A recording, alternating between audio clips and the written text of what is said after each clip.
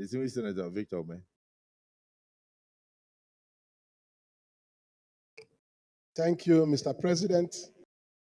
My name is Senator Victor Umeh, OFR, the small one. I represent Anambra Central Senatorial District. Mr. President, thank you for giving me the opportunity to speak on this MTEF and the strategy paper, fiscal strategy paper. The committee's report, I've gone through the pages, and I can say that the committee, both committees did comprehensive work in analyzing this, the documents submitted to the Senate by Mr. President. Mr. President, I am happy that most of the analysis done and the projections made, most of them end on the positive note, giving hope to Nigerians that something or things are being done to rejig the economy so that our standard of living of the Nigerian people will improve. Mr. President, I've looked at the figures put here, both on inflation, the growth rate, and the projection the CBN has made on the stabilization of the Naira versus the dollar. Projection is on 1,400 Naira for $1. This figure may appear very good in the face of what is going on now, about 1,700 and something Naira to $1. 1,400 is still high, but it's a positive figure in the sense that it's a downward slide in the value of the Naira against the dollar. Last week, the Nigerian Bureau of Statistics brought out some figures of the things they have analyzed. Unemployment was given to be declining, and the GDP is growing. Mr. President, of all these projections we have done, the truth is that the test of the pudding is in the eating. You don't tell a blind man that there's salt in the food he's eating, because he will test it. So the importance of this exercise is to juxtapose it to the cost of living as experienced by the Nigerian people, so that they will continue to be hopeful and flow with the government. So that when you say have patience, people have patience, knowing that with all these things we have just analyzed here, that hope is on the way. The other thing is that looking at the cost of services and petroleum products, because this one is the one that is affecting Nigerians, very hotly, the cost of petroleum and energy. I can say, Mr. President, that I am very happy, just like Ningi reported, that the Port Harcourt refinery has come on stream. If you have ever followed my TV interviews and everything, from 8 Senate, I've continued to ask for revamping of our refineries.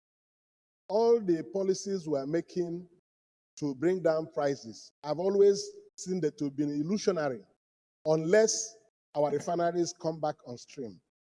Now, the breaking news of the Port Harcourt refinery coming on stream and the loading reported at the base gave me very sound sleep. But what I was expecting is a push down on the prices of PMS and all that. Maybe because they just started, the PMS is still hovering around 1,100 Naira per liter.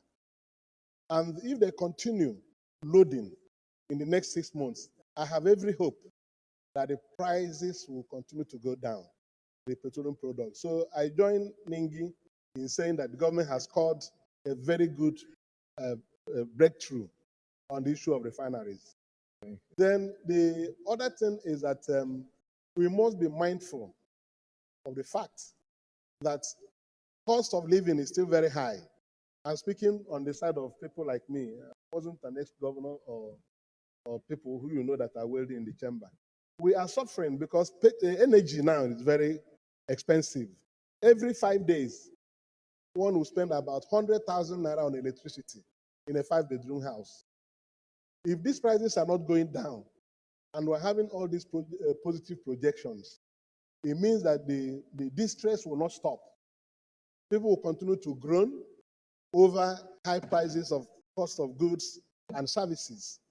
So where government is making gain, I expect that government will cut from those gains and feel where the pains are.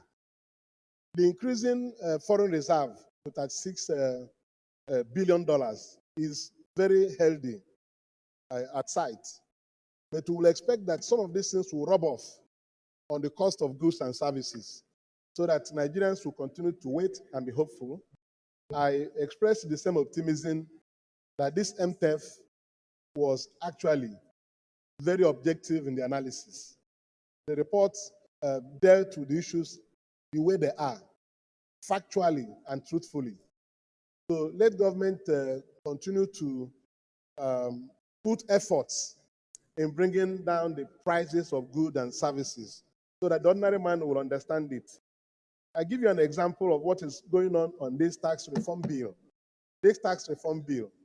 You know, last week, the presidential advisor came here. You have 30 seconds. I'm coming now. The presidential advisor came here last week. I'm speaking about the way it is, not the way we want it to be. I think we should. The presidential advisor, Mr. President, should, I'm rounding up. I'm rounding up. Let's limit our contributions to the. Okay, one second more. I sit down. FSP. 1 second more. I sit down. One thing, last week, the presidential advisor on tax reforms came here, and he spoke to us. We listened. I was one of the people that looked at his eyes and listened from the beginning to the end. And I was wanting to see the controversies. Because every morning you will see a text message, something will be forwarded to you. What are you people doing and what are you people not doing? I believe the anxiety out there is because many people do not understand the issues. When they hear about anything, tax is something people try to run away from.